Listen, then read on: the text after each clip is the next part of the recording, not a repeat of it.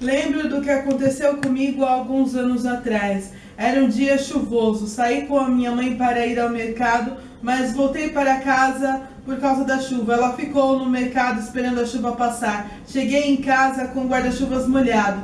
Foi quando ouvi o barulho forte do vento, uivando lá fora muito alto, que me assustou.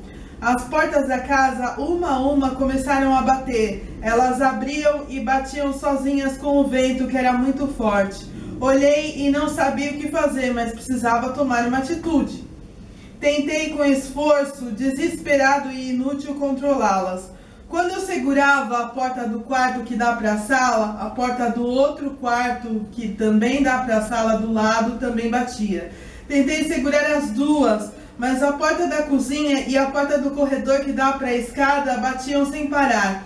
Quando eu segurava a porta de um quarto, dos dois quartos, a porta do corredor e a da cozinha batiam. Não consegui segurar as portas dos dois quartos e fui para a porta da cozinha e do corredor. Assim que eu fiz, as portas dos dois quartos começaram a bater. Fiquei sem entender. Foi quando, de repente, para minha surpresa, o vitrô lá do alto da escada, que é de vidro, que dá para o andar de cima, começou a bater também. Pensei, este vitrô no alto da escada é de vidro. Se a minha mãe o encontrar quebrado, jamais me perdoará. Corri para o vitrô e o segurei, enquanto as portas no andar de baixo batiam sem parar. No exato momento em que eu coloquei um lápis para segurar o vitrô da escada de cima, no exato instante o vento parou, as portas pararam de bater como que em um passe de mágica. O barulho forte do vento parou e tudo ficou calmo, como se nada tivesse acontecido. Desci a escada assustada, repreendi o que se passava, mas tudo estava calmo, não havia o que temer. Estava tranquilo, como se nada tivesse acontecido. Em poucos minutos minha mãe chegou. Uma coisa estranha aconteceu.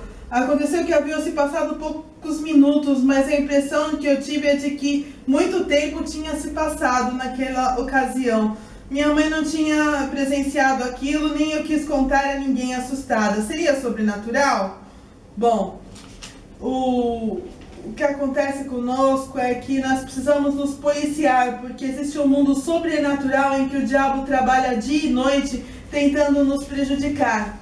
O texto que eu vou ler encontra-se em Mateus 4, de 1 a 4, diz: Então foi conduzido Jesus pelo Espírito Santo ao deserto para ser tentado pelo diabo. E tendo jejuado 40 dias e 40 noites, depois teve fome.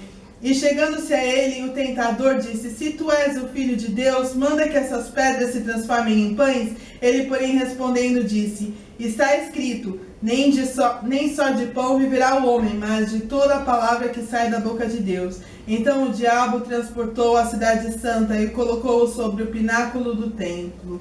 Vou ler até o versículo 4. O texto lido nos mostra algumas lições. O versículo 1 nos mostra as trevas perseguem pessoas. O diabo perseguiu Jesus, então espíritos malignos podem nos perseguir, nos assustar, nos tentar e nos entristecer. Nós vencemos como fazemos como Jesus, que foi firme em suas convicções e não desistiu do jejum.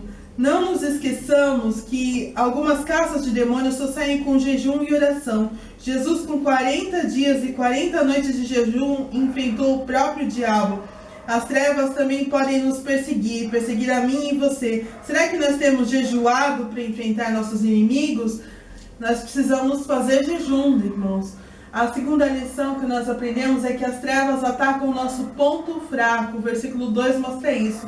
Jesus jejuou para enfrentar as trevas. O diabo, sabendo disso, usou o próprio jejum de Jesus contra Jesus, sugerindo que ele transformasse as pedras em pães.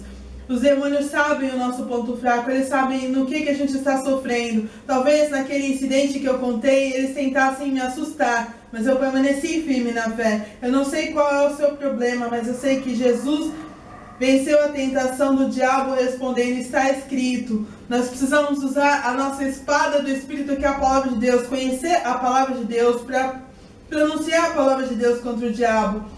Se bem que você também pode responder para o diabo, está escrito, o diabo sabe o que está escrito, ele já morou no céu, os anjos já moraram no paraíso um dia, e eles não ficam morrendo de medo quando nós citamos a Bíblia. O que eles fazem é que eles desistem da batalha quando nós perseveramos firmes contra eles, como Jesus fez. Você os vence permanecendo firme na fé. 3. O diabo não desiste de nos atacar.